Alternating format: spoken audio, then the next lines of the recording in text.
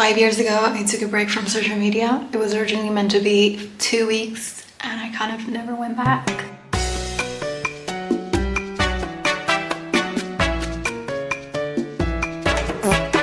I can't recall it being like a particular incident that made me take the plug and do it, but I think I just had become very conscious of how much time I was spending, or rather wasting, on these apps, and how automatic it had been, and how much of my daily routine it had become, that I simply wanted to take back control over my attention span. I wanted to take control over my brain back, because it started to feel like somebody else owned it rather than myself. I wanted to see if it was hard to be without it, and it turned out that it wasn't hard. So at first everything was really quiet. Like all of a sudden I had all this free time that normally I would just automatically grab my phone and change from the same, I don't know, 5 different apps on rotation without even thinking. It would be the first thing that I looked at in the morning and the last thing I looked at night, obviously. And I think that is super common nowadays for us to never have a second of silence. It's also, I think it also goes hand in hand with not wanting to think about certain things that we don't want to think about. So we put on either a song or music or anything that's like in the background, so we never have that moment of silence to actually let those thoughts in. And in a way we're just numbing ourselves. So at the beginning I had a lot of silence, which was actually such a gift. I would say that cutting off social media and just checking the apps and stuff definitely allowed me to fill that time with other things that were more constructive to just overall myself, my well-being, and the things that I was truly interested in. Because I think that the thing with social media, especially, you know, how everything is in a way to retain your attention and to keep you as a consumer, is that you have little to no control over the things that you are consuming and how that's going to influence your behavior later on. And so I was now so wealthy in this amount of time and silence and quiet that not only was I able to think for myself more, not that I didn't think for myself before, but obviously now that I wasn't constantly exposed to all these random things that I would normally otherwise not be exposed to, I was able to think clearly. But I was able to fill it with things that I truly wanted to acquire, particularly in the long term, just what I knew that would fulfill me in the long term.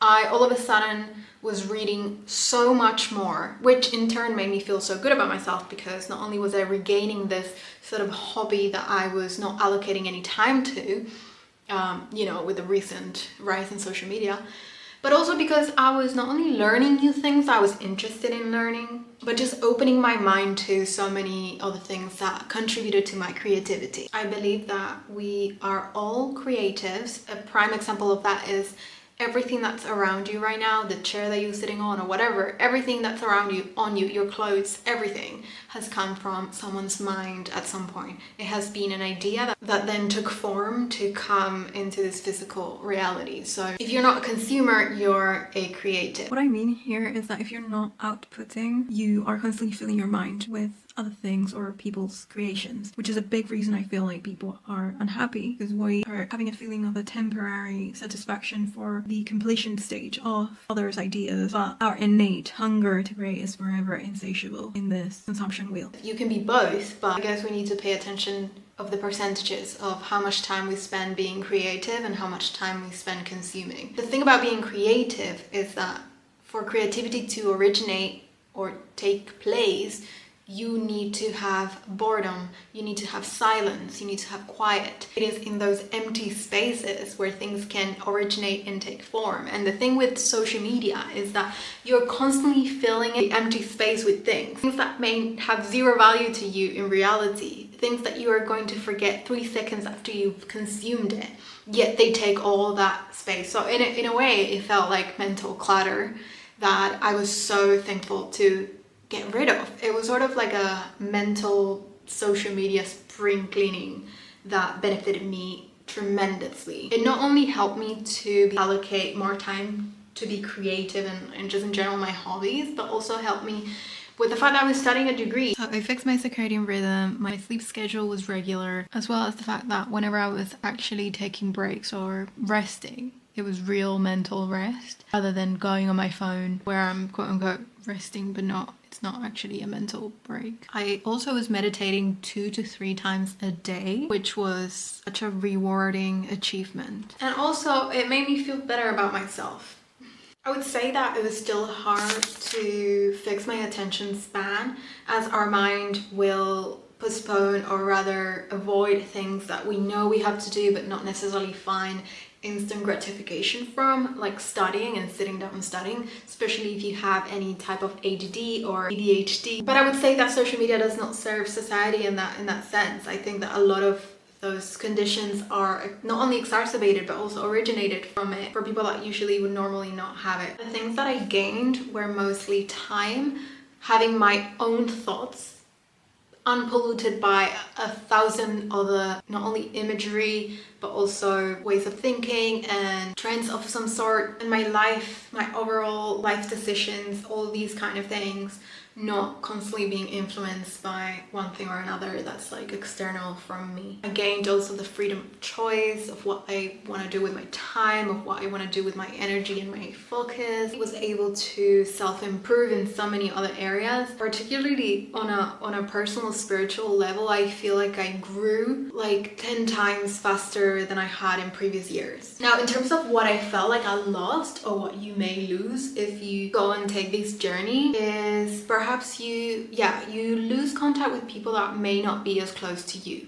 These are things you can work around. Obviously, there's other forms of social contact through apps such as WhatsApp or messaging apps that are not based on imagery and feeds and algorithmic force feed of things. So yeah, I would say that yes, definitely I lost contact with certain people, but it also wasn't that much of a loss. I understand people that may fear feeling disconnected from what's going on. I did not feel any FOMO. Now, if you struggle with that, that's like another journey that I feel like you need to kind of go through and figure out yourself. But at the end of the day, you're really never missing out that much. Things people are doing are not that fun. Everyone's on their phone anyways. So being in the now and being in the moment felt way more gratifying and more rewarding than any other thing that I may be missing out from what's going on online. You can have a friend that reports back to you in terms of things that things that you want to keep up with. You can still work around those kind of things. I would say another downside from it was probably when I was socializing real life and I would meet someone new. Nowadays, I feel like a lot of people are like, oh, what's your Instagram? Because it's kind of easier than asking for someone's phone number. It's less threatening in terms of how you can build a type of friendship with people. So that's probably one thing that I feel like maybe made me miss out on new friendships. But it's all as well, everything's about how much effort you put into actually, if you really care for these things, you can truly overcome any sort of little inconvenience when it comes to that. Like personally, I have exchanged phone numbers with people, and that way you can still arrange to meet up. If you're open to make new friendships and they are open to make new friendships, people are nice anyways. As for if I was on social media, I think it would be easier if you follow each other, then you reply to stories, and then from that you kind of build like an internet friendship, and then you can maybe take it off the internet into real life. But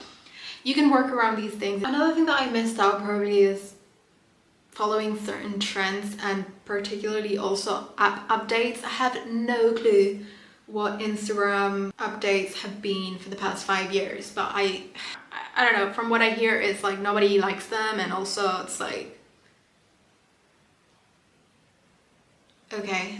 Have I ever had a slip up?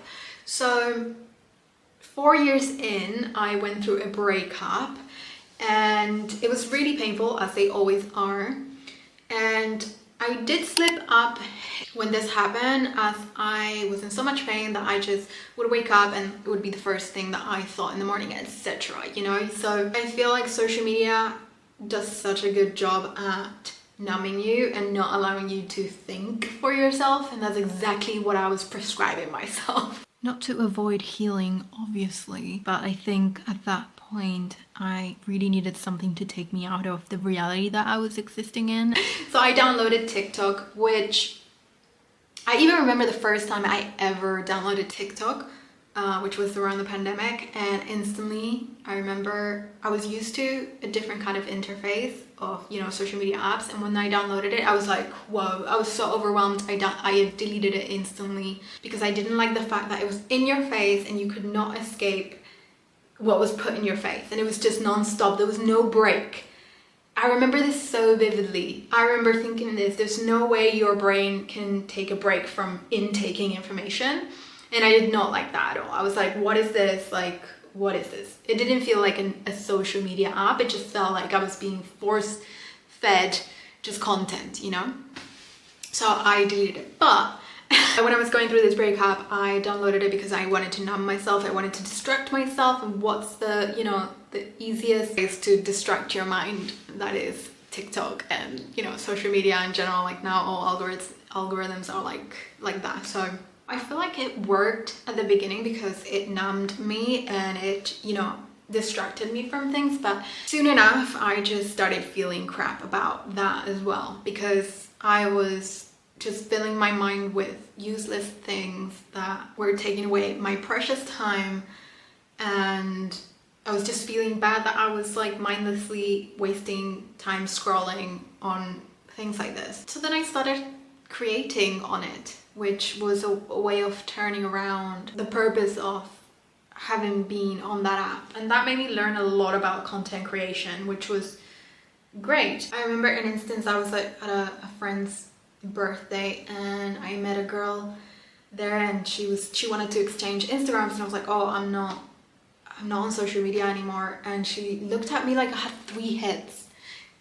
She was like, why? Like, and sort of was like, you need it nowadays, you know, just not only just to be on it, but also if you want to create things or like a brand or whatever, right? Because she had a brand. So I think social media can be great if you have a purpose for it, if you're in it with a purpose, and if it's something that you're outputting more than you're consuming. So I completely understand that and I respect that. And I think that if I was to go back on it, would be with a purpose. As you know, I am now creating content here, but if you guys wanted it, I would open an Instagram account. You guys can find me there, and then there would be a purpose for it, but I wouldn't necessarily have it just to have on my phone. I could just slip up and all of a sudden I'm just wasting like an hour of my day consuming content. I would say that quitting social media, or, you know, coming off the apps, is not for the weak, especially if you have been using it for the past years. The more you've been accustomed to it, the harder it can be, but it also depends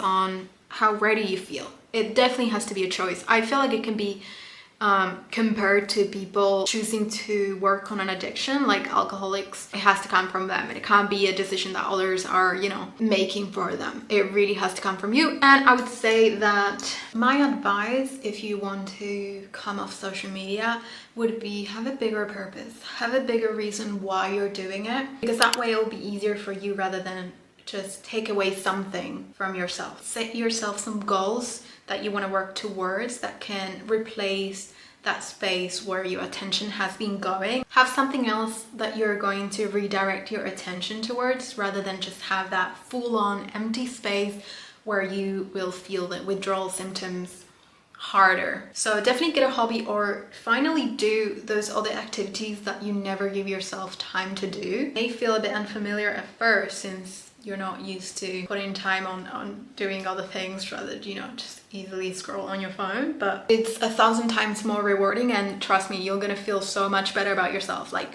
personally, as in terms of like your identity, who you are and what you do, you're gonna feel amazing. And I hope to leave everyone with this message of the fact that we are here to create. It doesn't matter if you are not an artist or you don't know how to draw or paint. That's not the only form of creativity. Everything comes down to creativity. So just strive to create more than you consume. You definitely need your mental powers to do that, and you don't really have them, or you don't really own your mind when you're praying to a false social media god. Quitting social media for 5 years truly broke my mind open, but only to allow ideas to come out and inspiration to come in. I was disconnected from the monkey brain that social media made me have, and I love myself more for it.